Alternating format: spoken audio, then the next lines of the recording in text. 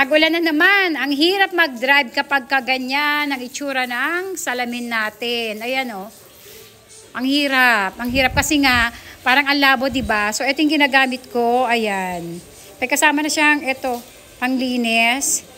Lalagay lang natin dyan. Ito maganda to kasi nga, safe siya sa kamay. Pangtanggal ng mga marks ng rain, acid rain remover, ganon. Ayan, tingnan nyo.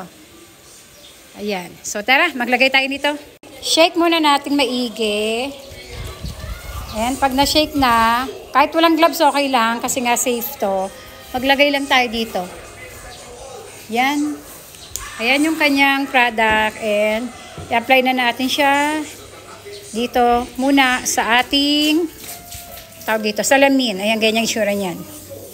Kailangan may konting diin. Pwedeng pa circular motion, pwede namang yung, depende sa inyo kung paano nyo gagawin.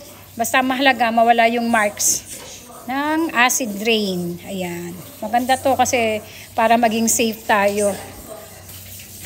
Nabili ko lang din to sa TikTok kasi nakita ko mga magagandang sasakyan yung ginagamitan nito. Naisip ko na, uy, why not? Ba't yung sa akin? Gamitan ko rin. So, ayan. Ating gilid na yan, oh, kasi dito tayo tumitingin sa side mirror natin.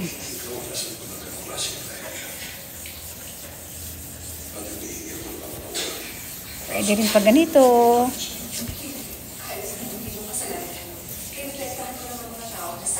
Testing muna natin. Kung medyo natanggal, pag hindi, konting din pa ulit. Kasi hindi ko maabot yung part na yun. Nakanuha mo muna na to ng tubig. So, ayan, balawan natin ng tubig. Ayan. Look at that. Tingnan nyo yung tubig. Diba? Nagtuloy-tuloy lang siya. Ikumpara mo naman dito. Na, tingnan nyo, ayan o. Kumpara nyo dito. Na ano tawag dito. Butil-butil yung tubig.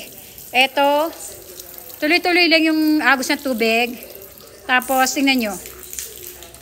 Diba ang linis? Eto, tingnan nyo. Oh, may mga ganyang hirap niyan. Parang foggy-foggy siya tingnan. So, ayan. Mima, ito gamitin natin. Tutuloy ko muna yung aking paglilinis. Ito, nabili ko lang din dito sa TikTok. Try nyo, ang ganda nito.